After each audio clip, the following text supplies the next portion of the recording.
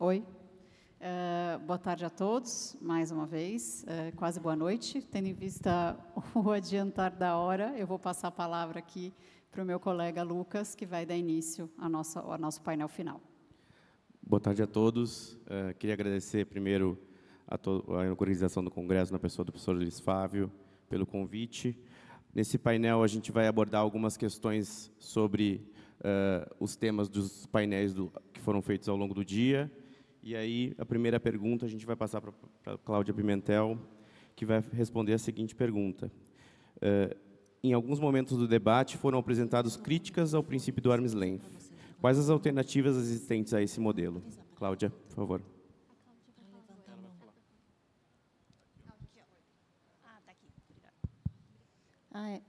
Obrigada pela pergunta.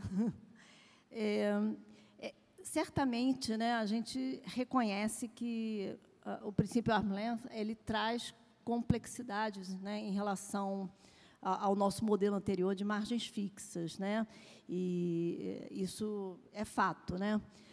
Mas a complexidade ela deve ser vista, como nós estamos falando de transações internacionais, ela tem que ser vista no contexto internacional.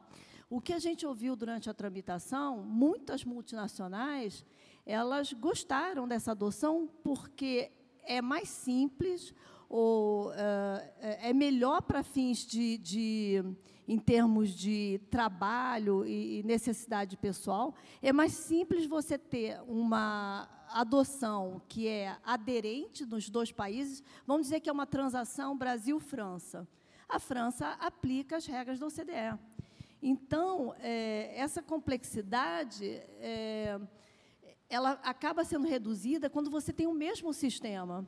Então, a adoção pelo Brasil, ela desobriga a empresa brasileira a fazer um cálculo, uma apuração totalmente diferente do que foi feita pela sua irmã, né, na França, nesse caso. Então, o que a gente ouviu também é uma redução de custos, né, e menor complexidade, você não ter que aplicar dois sistemas, né? Então, esse é um ponto também que tem que ser considerado, e com risco menor de ter dupla tributação ou de dupla não tributação. Quando você tem sistemas aderentes, isso é possível, né? O que não era possível anteriormente. Agora, se perguntar se normas, né, mais objetivas como eram antes, se a gente for pensar no formulário apportionment, seria possível a gente, uma adoção unilateral, ela é viável, mas será que é a opção que o Brasil gostaria, né?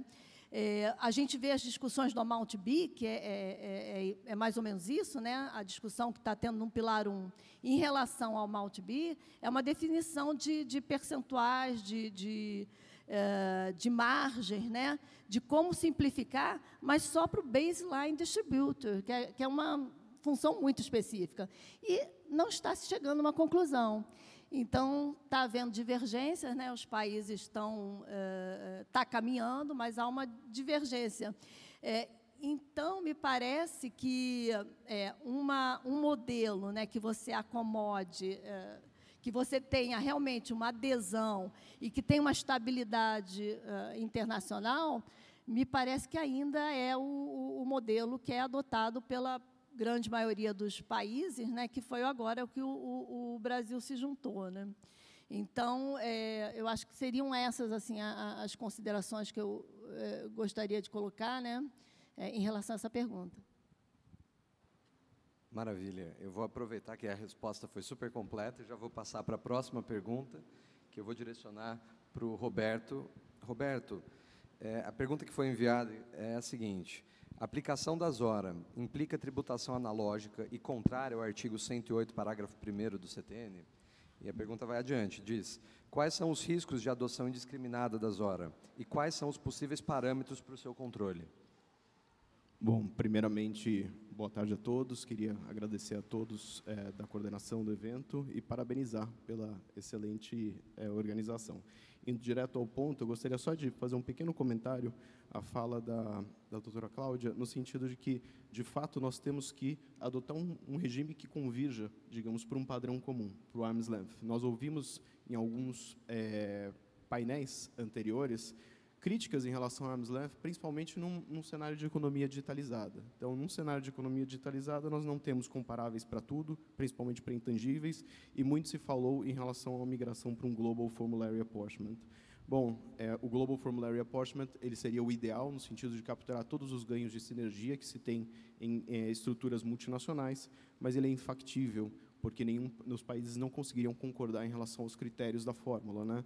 Seria dividir, repartir os lucros de todo um grupo de acordo com uma fórmula que se considerasse custos, receitas, emprego de mão de obra, ativos imobilizados, intangíveis, enfim. Teríamos aqui um grande conflito entre países desenvolvidos e em desenvolvimento e não chegaríamos a um acordo. E isso, claro, ofenderia aos mais de 4.000 tratados celebrados até hoje, com o artigo 9º, em que está corporificado o princípio arm's length. Então, eu gostaria de apenas reiterar a boa iniciativa, que é a conversão para um sistema que, claro, é subjetivo, mas que é o standard adotado pela maior parte dos países do mundo. Indo em relação ao hora, a questão é se a consideração das opções realisticamente disponíveis e a requalificação de operações culminaria, no final das contas, em uma tributação analógica. Nós sabemos que a analogia ela é um instrumento para você colmatar lacunas na ausência de uma disposição expressa dada pela lei tributária em relação a determinada situação da vida. É parte de uma ideia de coerência e de igualdade, no sentido de que, se uma operação equivalente tem aquele tratamento tributário, aquela que não está expressamente tratada teria que receber um tratamento equivalente. O CTN veda que, pelo emprego da analogia, se chegue a uma carga tributária, se impute uma obrigação tributária. Eu não entendo que é isso que ocorre com as hora, né? No caso, o que é a hora, né? A gente tem que entender um pouco do que foi falado nos painéis. O professor Chueire falou muito bem, o professor Iarive. As horas elas são um recurso presente na lei de preço de transferência, tanto no delineamento quanto no reconhecimento da operação, e nas guidelines também na hora da precificação, principalmente quando a gente adota os two-sided methods, né, que são principalmente o profit split, nas operações envolvendo intangíveis e reorganizações de negócios. Nós não temos ainda IN disciplinando essas operações. Mas, basicamente, nós temos em todas as etapas, né, de aplicação, as 4 etapas de aplicação de preço de transferência, né, delineamento, reconhecimento, indicação do método e depois precificação, nós temos um pouco das horas ali rondando isso, né. É um conceito que tem um duplo grau de indeterminação. Em primeiro lugar, ele se pauta, como bem falou o professor Chueire, em um standard de agir racional do ponto de vista econômico, o homos econômicos, né. Em segundo lugar, é um conceito jurídico indeterminado porque as expressões opções realisticamente e disponíveis, elas todas comportam um grau elevado de indeterminação. Então, é a função, embora não seja tributação analógica, claro, é a função do intérprete, é a função de nós contribuintes e da Receita Federal usar esse instrumento com cautela.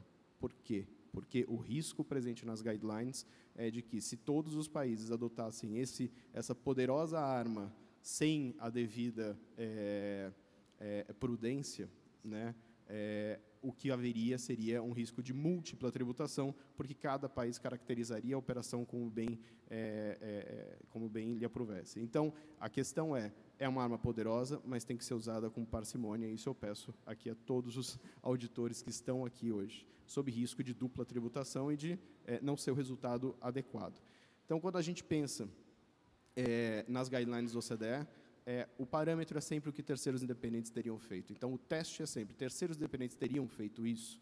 Então, a gente tem que sempre pensar em que por ser um recurso de extrema exceção, tem que ser usado excepcionalmente. Então, aqui a OCDE defende o chamado clearly more attractive option, né? Tem que ser claramente mais vantajosa. Não é qualquer opção. Tem que ser uma opção claramente mais vantajosa para ela ser utilizada. Quando a gente pensa em opções, em primeiro lugar, são faculdades. Se é uma determinação legal, uma obrigação legal, eu não estou falando de uma opção. Realisticamente disponível envolve aquilo que a época em que foi praticada a transação estivesse vigente. Então, o elemento temporal é muito importante. E, evidentemente, para ser disponível não pode ser ilegal. Então, uma prática ilegal ou contrária ao regulamento de qualquer um dos países, ela já teria que ser descartada. Não seria uma opção realisticamente disponível. Então, esses são alguns dos parâmetros que eu gostaria apenas de indicar. Considerando que você fez um comentário ao que a Cláudia havia respondido, vou dar a oportunidade dela também tratar do tema e, passando a palavra para ela, a gente pode seguir. Obrigada. Não, eu não poderia concordar mais do que... eu não poderia falar melhor, explicar melhor o HORA do que você acabou de fazê-lo, né? Quer dizer, na nossa visão, o HORA ele tem que ser aplicado com muito cuidado. Ele é excepcional. São situações excepcionais que é para ser aplicado. E ele visa justamente a garantir a aplicação adequada do princípio arm's length, quer dizer, porque você tem que fazer a comparação com que partes independentes praticariam. O que a gente pensa em fazer, em termos da Receita Federal, para dar um pouco mais, talvez, de conforto, né? Porque eu entendo também a preocupação que surge, nós não estamos acostumados com normas tão subjetivas, né? Então, é compreensível a preocupação, porque isso é um mundo novo. Então, o que a gente tem pensado fazer é colocar um anexo, né, com exemplos do que seria essa possibilidade de uma aplicação, né? Então, me parece, talvez, com isso, ele dê um pouquinho mais de clareza, né, em que situações deve ser aplicado ou não, porque isso certamente não é uma norma geral antilesiva para ser aplicado em situações fora do preço de transferência. Obrigado, Cláudia. Obrigado, Roberto. Vamos passar para a próxima pergunta. O Leonardo Pignatari vai comentar a seguinte pergunta. Caso o contribuinte atenda a SAR prevista no tratado, ainda seria possível negar os benefícios ao contribuinte com base na PPT? E se a PPT não se aplica, ainda seria possível aplicar a GAR doméstica? Bom, obrigado, Lucas. Boa noite a todos e todas. Essa é uma pergunta que causa enorme divergência, as duas perguntas, na verdade, causam enormes divergências na doutrina. Eu acho que, mais do que passar por alguns dos posicionamentos doutrinários, é entender o que a OCDE diz a respeito da interação entre as regras anti-abuso no nível do tratado e as regras anti-abuso na legislação doméstica dos Estados contratantes. Basicamente, a OCDE, desde 2003, lá com o Guiding Principle, que antes tinha a expressão principal propósito e evoluiu em 2017, depois do BEPS, para a cláusula PPT, o posicionamento de que as cláusulas anti-abuso gerais, então as GARs domésticas, não estariam em conflito com os acordos de bitributação. Isso não significa que haveria uma aplicação ilimitada dessas regras, desde que elas não estejam em conflito com as cláusulas convencionais. Então, esse é basicamente o posicionamento da OCDE quanto ao tema. Agora, quais questões que nós podemos ter? Divergências de requalificação entre os estados contratantes. Então, o estado da residência pode requalificar determinada transação como dividendos, o outro estado requalificar como juros, e aí nós podemos cair num conflito de qualificação, e a dúvida é, aplica-se aquela regra do chamado New Approach da OCDE, que o estado da fonte ditaria as regras, então o estado da residência baixa a cabeça e segue a requalificação do estado da fonte? Essa é uma dúvida bastante importante e que, como eu disse, leva a muitas divergências na doutrina. Fora a questão da interação da lei doméstica com as cláusulas no tratado, principalmente a PPT, tem-se a questão da consequência disso. Então, superada a aplicação da cláusula PPT, a dúvida é, eu tenho ainda acesso a outro benefício do tratado? Ou eu estou bloqueado? Aplicou a PPT, eu estou fora do tratado para toda e qualquer cláusula convencional. E isso é o tema do chamado Discretionary Relief, que, por exemplo, no Brasil, nós temos um tratado com Singapura, que diz o seguinte, caso essa cláusula PPT negue um determinado benefício do tratado, isso não significa que eu não terei acesso a outro benefício. Então, por exemplo, nos casos em que há uma aquisição de participação societária para que você fique acima do limite de 25% na regra de dividendos e assim consiga uma alíquota de IR-fonte mais reduzida. Eu ainda assim, ainda que não consiga a alíquota reduzida, eu cairia no limite geral de 15%, por exemplo. Então, são discussões que nós temos das consequências dessa interação entre as regras anti-abuso da lei doméstica e a cláusula PPT. E a dúvida quanto ao Discretionary Relief ele está nos comentários da OCDE e no artigo 7º, parágrafo 4º do EMALAI. Se eu não tenho um tratado com uma cláusula desse tipo, ainda assim eu posso negar qualquer benefício ao contribuinte previsto no tratado? Ou seja, essa discretionary relief é uma cláusula interpretativa ou eu posso fazer um raciocínio inverso? Se um tratado tem essa cláusula e o tratado que não tem, ele não vai ter o efeito do discretionary relief. E esse é um problema que nós temos e que geraria um duplo efeito. Primeiro, uma dupla tributação, e o segundo, transformar a cláusula PPT em torná-la com um caráter essencialmente punitivo, que claramente não é a intenção, pelo menos a meu ver, dos Estados contratantes ao introduzi-la. E um último comentário, isso é a principal parte da interação com as chamadas SARs, são as regras especiais anti-abuso. Então, a dúvida é, se o contribuinte possui uma estrutura que ele passa pelos requisitos da SAR, ou seja, ele é aprovado na primeira etapa, eu ainda poderia aplicar a cláusula geral anti-abuso do tratado, que seria a PPT.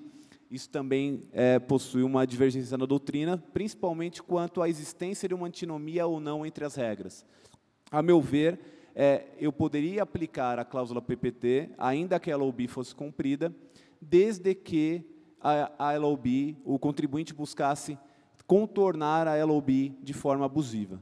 Então, nessas situações, eu conseguiria, sim, passar pelo teste de uma SAR, por exemplo, uma LOB no âmbito do tratado, e, posteriormente, ter a aplicação da cláusula geral anti-abuso. A título conclusivo, já para passar a palavra para o Diogo, é importante que essas cláusulas anti-abuso, e nós vimos no painel de ontem, de política fiscal dos acordos de bitributação, que essas cláusulas estejam no âmbito do tratado.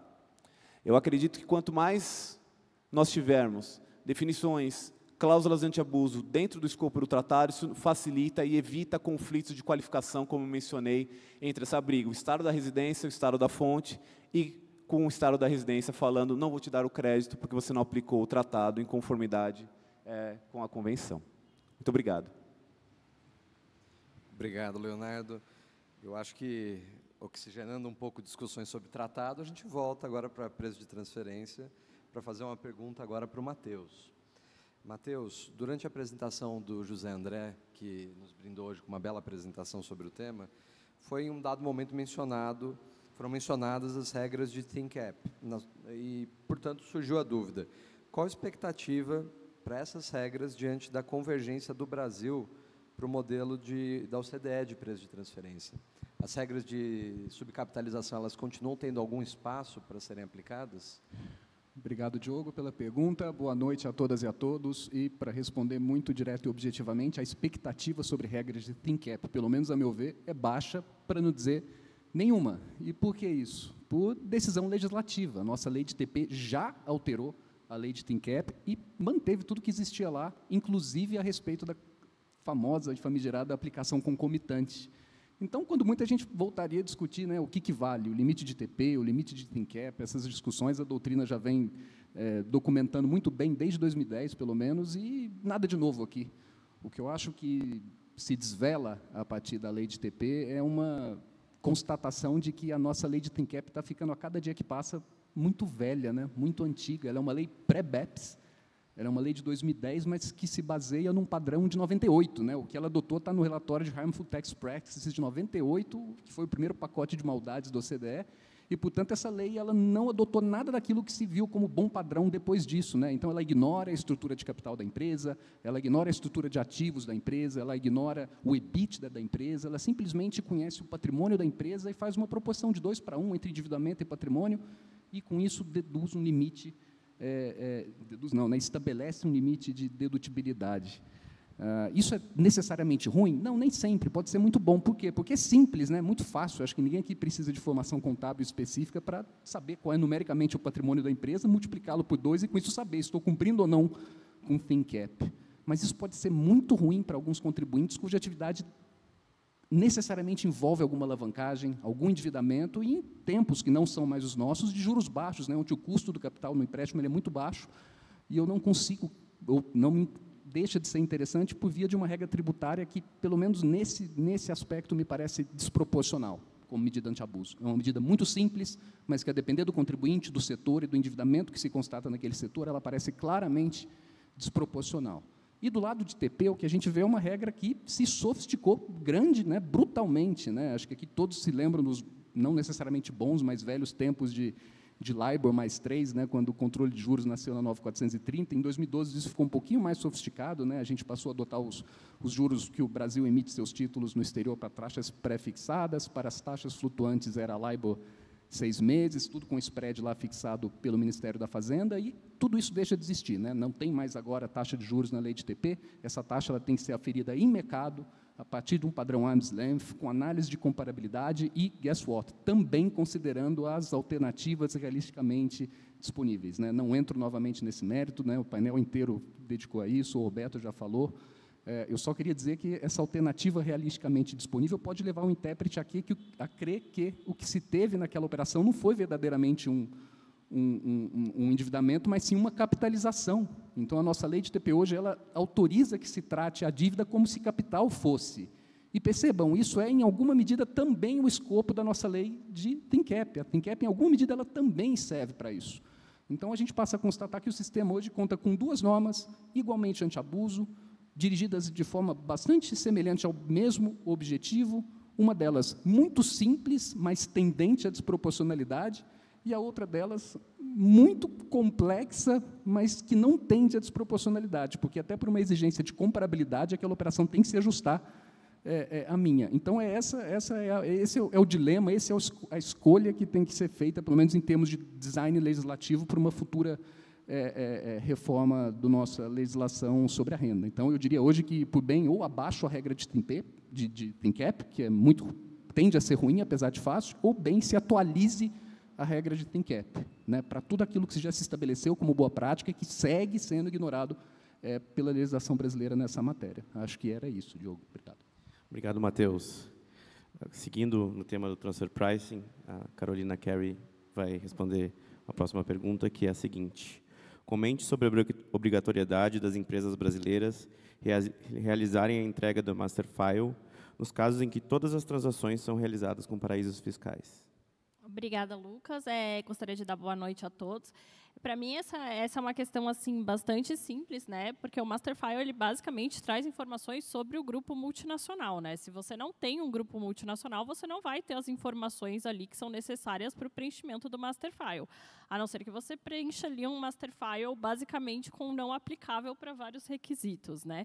Então, eu entendo, né, a dúvida, principalmente a dúvida do contribuinte, né, tendo em vista que a gente tem penalidades ali bastante altas pela não entrega dos arquivos, né, tanto o arquivo local quanto o arquivo global.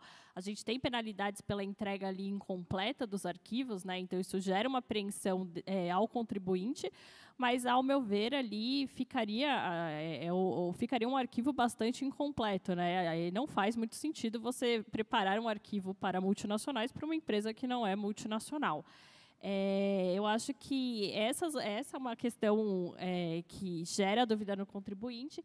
E também outra questão, aproveitando até a pergunta, né, que tem aparecido ali muitas dúvidas, né, dos contribuintes, em relação a operações muito pequenas, né, que não geram obrigatoriedade ali de entrega dos arquivos, mas que deveriam ser controladas no TP.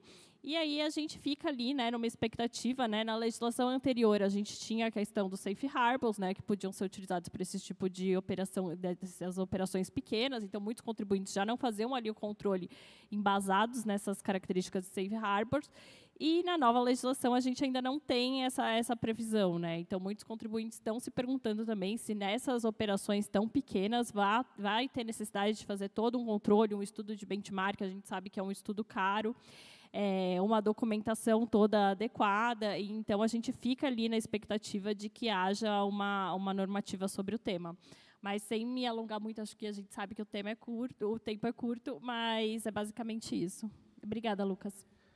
Cláudia, não sei se você quiser comentar alguma coisa, te pegando de surpresa aqui. Não, assim, em relação à questão do paraíso fiscal, tem também uma preocupação se efetivamente a empresa que está no paraíso ela não é parte relacionada. Porque há uma preocupação, porque às vezes se diz não relacionada, mas no fundo ela é, né? Mas, assim, realmente, se ela for efetivamente não relacionada, aí me parece que é um problema, porque ela não vai ter essa informação. E nós temos ali regras na legislação que permite talvez considerar de dar uma simplificação e desobrigar, no caso, que ela demonstre que realmente não é parte relacionada, né? Maravilha. Agora, a gente vai para outro tema relacionado ao Pillar 2. Então, as próximas questões vão girar em torno desse eixo temático. Eu vou direcionar essa próxima para a Belisa. E a pergunta que foi enviada é a seguinte: caso as diretrizes do Pillar 2 sejam adotadas no Brasil, o regime tributário baseado na tributação em bases universais da Lei 12.973 precisaria ser ajustado? Caso continue existindo, ainda seria possível considerá-lo uma CFC? Muito obrigada, Diogo. Obrigada pela pergunta. Eu acho que essa é uma pergunta que nós, brasileiros, automaticamente fazemos quando nós ouvimos sobre o Pillar 2, porque é claro que o Pillar 2, ele tem um objetivo que não é exatamente o mesmo objetivo das nossas regras de TBU, mas eles acabam... É possível que haja uma sobreposição das regras e que os lucros de controladas e coligadas no exterior acabem sendo submetidos pelas duas regras, caso o Brasil adote as regras do Pillar 2 e continue com as regras de TBU, como elas estão hoje vigentes no nosso país, né? De fato, as regras de TBU, elas são mais abrangentes do que as regras do Pillar 2, como a Cláudia já disse no nosso painel. Não só porque as regras de TBU, elas sujeitam os lucros das controladas e coligadas no exterior a uma alíquota acima dos 15%, que o Pillar 2 virá introduzir, então ela submete esses lucros a uma alíquota de 34% ou 25%, dependendo do caso. E o método de cálculo, na verdade, das regras de TBU, ele é diferente do método de cálculo do Pillar 2. Então, isso pode gerar, de fato, uma dupla aplicação da regra, porque pode ser que a regra de TBU, ela seja um pouco mais abrangente do que a de Pillar 2, mas ela, em alguns casos, pode ser que ela não capture algumas coisas que o Pillar 2 possa capturar. Então, poderá se ter uma sobreposição das regras, mas elas também poderiam ser complementares. Mas eu acho que a questão aqui que eu gostaria de colocar é se nós queremos isso, se nós queremos manter dois regimes extremamente complexos e que se complementam de certa forma e que, apesar de não terem os mesmos objetivos, eles podem atingir os mesmos resultados. Então, o questionamento que eu deixo aqui para a Receita Federal e para todos nós é se nós queremos manter essas duas regras. Eu acho que, na verdade, o Pillar 2 e a adoção do Pillar 2 pelo Brasil, ela traz uma oportunidade para o Brasil revisar, reajustar as suas regras de TBU e, na verdade, adotar uma regra que se pareça mais com uma regra de CFC, como em outros países, uma verdadeira SAR. Então, eu acho que assim é uma oportunidade para o Brasil reajustar e dar um passinho para trás, talvez alinhar com os padrões, se alinhar com os padrões internacionais em relação às regras de CFC, até porque isso pode, o não alinhamento não só vai criar um sistema mais complexo, vai criar mais obrigações acessórias e talvez seja desnecessário que tenhamos o cálculo dessas duas regras, mas também pode gerar uma dupla tributação, porque nas regras do Globe, eles endereçam o tributo pago sob as regras de CFC. Então, quando um país vai aplicar o IIR, ele deve considerar como um tributo coberto o tributo que foi calculado sob umas regras de CFC, e ele vai considerar esse sendo um tributo coberto da subsidiária, que é considerada CFC, então, no país em que essa subsidiária está localizada. Mas, para ele fazer isso, ele tem que considerar que a regra seja uma regra de CFC. E a gente sabe que a regra do Brasil, há o debate de se a regra de CFC, se a regra de TBU no Brasil é realmente uma regra de CFC. Então, isso poderia também gerar um debate na questão de o país que vai aplicar o IIR pode não querer considerar todo o tributo pago no Brasil, por conta das regras de CFC, o que pode gerar uma dupla tributação, e também alguns conflitos entre os países, porque aí o Brasil teria que justificar suas regras de CFC para que essa dupla tributação não aconteça. Então, acho que é uma oportunidade, acho que é uma necessidade, caso o Brasil adote o Pillar 2, que essas regras de TBU elas sejam revistas. Obrigado, Belissa. Para a gente encerrar esse dia, que a gente teve debates tão profundos e tão interessantes, a gente vai trazer uma dupla para responder sobre o mesmo tema. A Audrey Okada e o Leonardo Aguirre vão falar sobre como os benefícios fiscais serão vistos no contexto do Pilar 2. Audrey, por favor. Vamos lá. Generosidade hoje. Eu acho que antes da gente entrar especificamente nesse tema, a gente tem que pensar o que a gente quer ser como país. Porque eu me lembro de, em algumas ocasiões, fazer apresentações globais, depois de Singapura, por exemplo. E como que os caras de Singapura começavam o discurso deles? Eles começavam dizendo, o que eu quero ser como país? E, a partir disso, então, ele falava, eu quero ser um hub para a Ásia e Pacífico. E, a partir disso, eles descreviam as regras, os benefícios fiscais que eles tinham. Então, toda a regra, todo o benefício fiscal era focado no que ele queria ser como país. Ah, tá bom. Não, imagina, fica à vontade. Mas eu queria que você ouvisse uma parte, mas tudo bem, pode ir indo. Não, eu acho que nesse sentido, aonde isso se conecta com a Receita Federal? Porque, considerando as novas regras de Pilar 2, vão ter situações que os benefícios fiscais da perspectiva brasileira podem ser considerados no cálculo do meu effective tax rate como numerador ou denominador. Isso tem efeitos diferentes. Então, para que ele seja um Qualified Refundable Tax, existem alguns requisitos que a gente precisa cumprir. Então, eu acho que, antes de tudo, a gente tem que pensar o que a gente quer ser como país. E vou dar um exemplo aqui, out of the blue, mas não sei, uma instituição de ensino, por exemplo. Existem instituições de ensino que recebem benefícios que são muito relevantes para o país. Então, se eu não readaptar essa regra para que ele seja um Qualified Refundable Tax Credit, eu vou desincentivar essa atividade que eu, como país, gostaria de incentivar. Então, acho que seria um momento da gente reavaliar quais os benefícios que a gente tem. Obviamente, vão ter alguns que vão ser mantidos, porque existem exclusões de empregados, exclusões de ativos tangíveis. Então, isso pode, eventualmente, uma atividade que exija muitos empregados, muitos ativos tangíveis, pode, eventualmente, não ser afetada.